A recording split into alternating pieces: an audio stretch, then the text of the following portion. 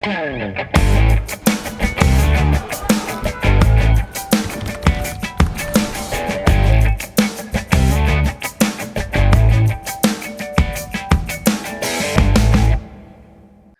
programa de hoje, vamos conversar com o Djalma Barbosa Júnior. Ele é diretor do IEL, ligado à Fierne, no Rio Grande do Norte. E conosco vai conversar a respeito do sistema de inovação e de como o IEL pode se transformar em oportunidades para empreendedores e aqueles que precisam da sua primeira oportunidade. Seja bem-vindo, Djalma, ao nosso Espaço Cidadão. Meu amigo Robson, prazer falar com você mais uma vez, né? Tanto tempo que nós não nos encontrávamos, mas estarei sempre à sua disposição, os ouvintes que estão aí nos acompanhando pela Band, estarei sempre à disposição do amigo. Obrigado, Djalma. E vamos iniciar nossa entrevista apresentando para quem não conhece o que é o IEL e qual é a sua missão. Bom, Robson, o IEL, na verdade, é o Instituto Evaldo Lodge, que hoje tem uma atuação muito forte na área de estágios. Sempre uma das coisas que foi, talvez, o emblema do IEL foi o estágio, e isso vem mudando com o passar do tempo, justamente porque ele passou a ser um ICT, né? O Instituto de Ciência e Tecnologia. Então, com essa mudança, o IEL investiu também na linha de educação muito forte, né? Não só de futuros empreendedores, startups, empresários, gestores, toda a equipe técnica que tem dentro de um negócio, o IEL está preparado para capacitar, para preparar essas pessoas com relação à gestão. Tá? Deixar claro que a educação que a gente atua não é educação técnica, como o Senai tem isso muito bem. Enfim, é na área de gestão. Então, o IEL, com essa mudança de ICT, ele passou não só a atuar muito forte na área de empreendedorismo, de startups, né? E, óbvio, que também trouxe, a partir do Departamento Nacional, do IEL Nacional, a temática da inovação para dentro do seu portfólio de produtos, atuando necessariamente também na área de gestão da inovação. Porque durante muito tempo você falou em ciência e tecnologia, agora se acrescenta a inovação. Como também quando se fala em universidades, né, muito tempo se falou em ensino, pesquisa e extensão, agora também se fala, já de um tempo para cá, nessa palavrinha inovação. E aí eu pergunto, de que maneira a inovação está presente no IEL e como isso pode servir ao público? O IEL hoje, ele por ter... A primeira coisa que a gente tem que deixar claro, Robson, é que o IEL, ao longo do tempo, ele teve que se adaptar às novas tecnologias. Então, hoje, nós temos já de cara um WhatsApp, um atendimento eletrônico para a área de estágio, que eu queria aproveitar o momento para fazer essa divulgação. Que aí você vai falar com tudo que for para tratar de estágio, você vai utilizar desse número que eu vou estar passando, que seria o 988970893. Vamos repetir o telefone para estágio. Qual é o telefone que a gente poderia repetir para o telespectador? 988970893. Ouviu Certo. bem? Perfeito. 988970893. Então, a primeira coisa que o IEL teve que fazer foi se adaptar a essa nova realidade tecnológica, onde a gente pudesse ofertar mais uma ferramenta de acesso à parte de estágios. E aí, a gente tem por trás disso aí um sistema nacional de estágio que faz toda a gestão desse estágio na empresa. Isso é um ponto fundamental nessa construção, né, do ambiente tecnológico do estágio. Entrando um pouco na área da educação, o que é que nós temos? Deixaram que a gente viu onde a gente tem todo no portfólio de produtos capacitações específicas para a área de inovação, de empreendedorismo, de startups, de negócios como um todo. E aí o IEL tem uma plataforma que você vai alimentar a sua real necessidade e nós temos a capacidade de customizar a sua necessidade. Então, isso foi também uma adaptação que o IEL fez para que nós pudéssemos ofertar não só aquela coisa de curso de técnica de vendas, de como atender o cliente, mas muito mais do que isso, entrar a nível de gestão das empresas e dos empreendedores. Perfeito. E eu gostaria de saber, agora, você como diretor do IEL, de que maneira o IEL está inserido nessa questão que eu vou colocar, né? Há livros publicados sobre isso, inclusive, né, fruto do Fórum Econômico Mundial, do próprio Klaus Schwab, promotor do Fórum, editor do livro, que mostra sobre esse momento que estamos vivendo, que alguns chamam de quarta revolução industrial ou revolução 4.0, onde há, inclusive, uma grande quantidade, cerca de 30%, dos tipos de emprego ou de postos de trabalho que estão literalmente desaparecendo. E isso gera uma massa de empregados, de funcionários, de pessoas que precisam ser recolocadas, requalificadas e recolocadas no mercado de trabalho sob pena de acentuação muito grave do próprio desemprego, que é ruim, de modo geral, para a economia. Como é que o IEL consegue se inserir nesse contexto para colaborar com a diminuição deste problema? Bom, com essa mudança, Robson, é óbvio que as pessoas vão ter que se preparar. Nós temos dois cenários. Nós temos o cenário do desemprego em função da mudança pela máquina, pela tecnologia, né? E nós temos o cenário da preparação das pessoas, né? Ou seja, da capacidade de ensinar e das pessoas absorver o conhecimento. O que é que o IEL tem que fazer? O IEL tem duas vertentes nesse caso aí. A primeira vertente é de dar oportunidades a essas pessoas que foram desempregadas por uma mudança natural ou até radical do negócio, né, em termos de tecnologia, e aí trazer essas pessoas para pensar como elas podem ser empreendedoras. Essa é uma vertente, ok? Por outro lado, existe também a questão de eu preparar o profissional para esse novo ambiente. Então, se eu tenho hoje uma massa humana que tem sede de conhecimento, por que não oferecer a essas pessoas a oportunidade de conhecer? Vou lhe dar um exemplo prático, tá? Vou lhe dar um exemplo muito prático. Hoje se fala muito a questão de cibersegurança. Nós temos um monte de dados sendo transitados em fibras, em redes, e a gente precisa ter segurança desses dados. Então, é necessário que os engenheiros que estão graduados na área de segurança possam buscar conhecimento para chegar a um patamar de conhecimento mais elevado para trabalhar a questão da segurança dos dados. E aí o IEL vem preparar customizadamente treinamentos específicos para essa área. Vou lhe dar outro exemplo. Quando a gente fala, por exemplo, de engenheiro de carros elétricos, a gente vai buscar o Senai, porque aí eu tenho uma operação técnica. Então, o Senai, ele também vai ajudar nessa formação dessas pessoas. Mas o IEL, ele não vai só preparar, ele também vai avaliar com aquele técnico se ele tem o perfil de ampliar ou de criar um novo negócio para oferecer soluções a essas empresas que vão passar por essas transformações. E detalhe que vai além simplesmente das máquinas, do ponto de vista da indústria, mas também todos os meios onde está se aplicando o digital, por exemplo, está provocando mudanças, né, desaparecimento de alguns postos de trabalho, e também aplicando mudanças muito fortes que exigem outros tipos de profissionais que não os que tem hoje, né? Seja na área da comunicação e tantas outras áreas que estão sofrendo este impacto, né? Daí se encaixa perfeitamente a questão da inovação. Eu gostaria que você pudesse falar também o que é e de que maneira também colabora com tudo isso o COICITEC, né? Vamos explicar para o pessoal o que significa essa sigla, COICITEC, da qual você, inclusive, é o presidente. O que é que acontece, Robson? Nós entendemos, ao longo desses últimos 6 anos, eu como diretor de inovação da Fierne, entendemos um pouco como funcionava ou como funciona o ecossistema de inovação do Rio Grande do Norte. E o que é que a gente percebeu? Uma distância muito grande entre a academia e a atividade industrial. Temos grandes pesquisas não aplicadas nas universidades e temos grandes empresários sedentários de oportunidades de melhoria dos seus processos, ou de até avanço tecnológico.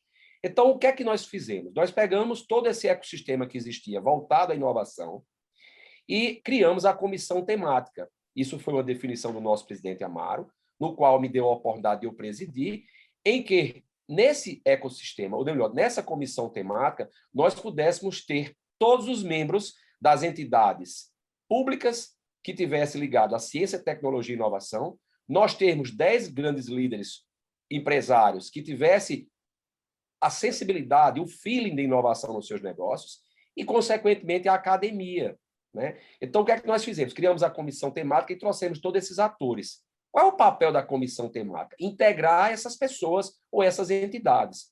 E podemos pensar em um projeto de um macro ecossistema de inovação convergente. Não adianta pensar em trabalhar com inovação de alimentos se o Rio Grande do Norte tem, dentro da sua capacidade de desenvolvimento, a pesca, a mineração, as energias renováveis. Então, vamos focar no que nós somos bons.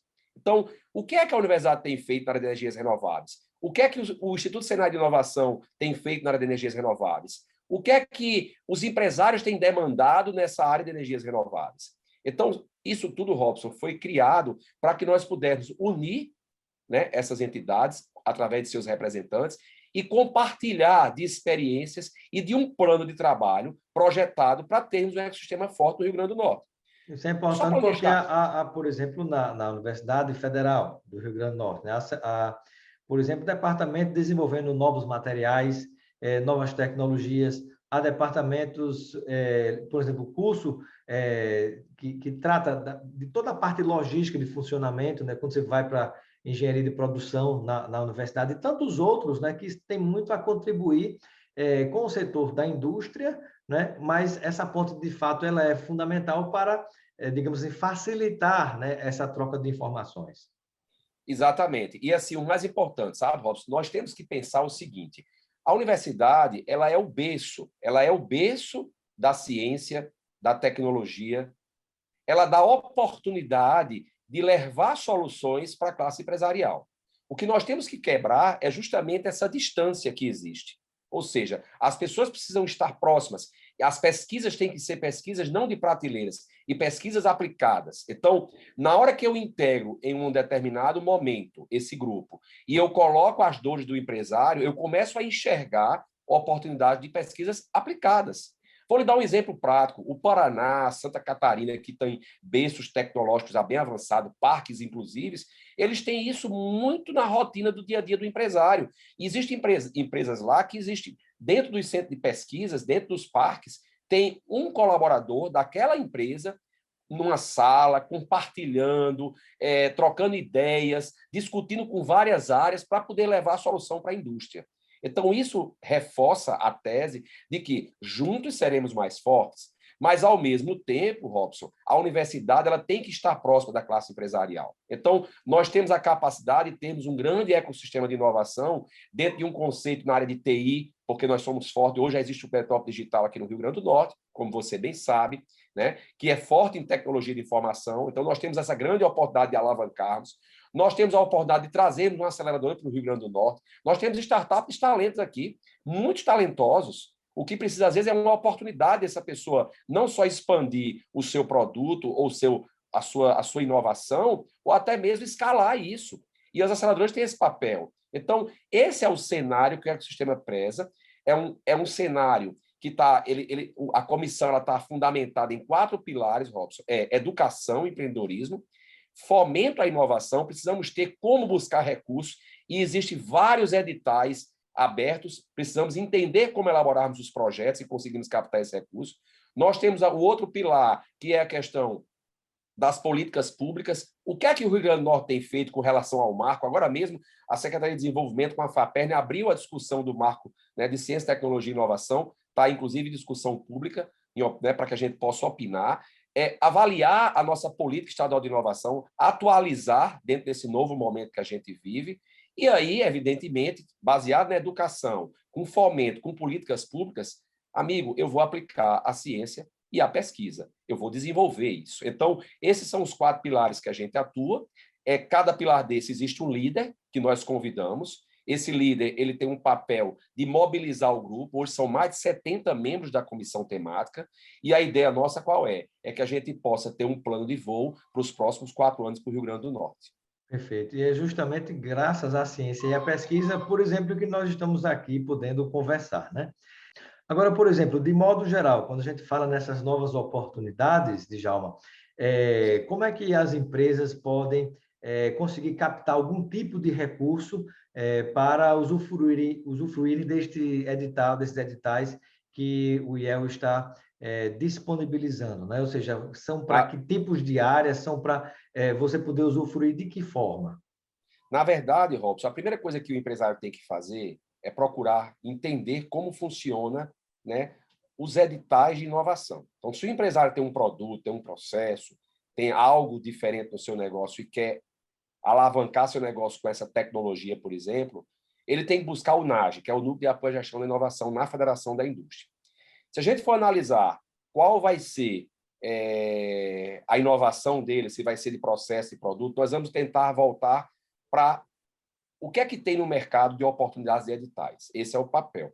Então, eu vou descobrir aonde tem um edital específico daquela área que a gente quer fazer a atuação.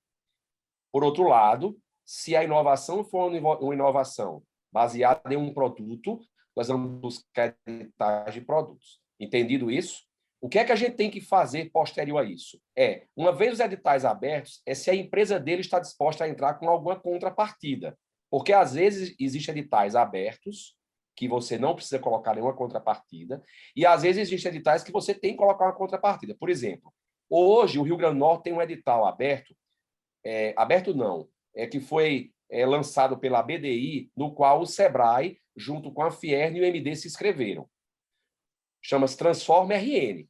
Esse edital foi um investimento de R$1,5 milhão, Muito bom esse com edital. mais R$1,5 milhão de aporte. Então, o Transforma RN ele focou na indústria de alimentos. Então, foi escolhido 50 empresas da indústria de alimentos para que se fizesse um trabalho em cima da transformação digital.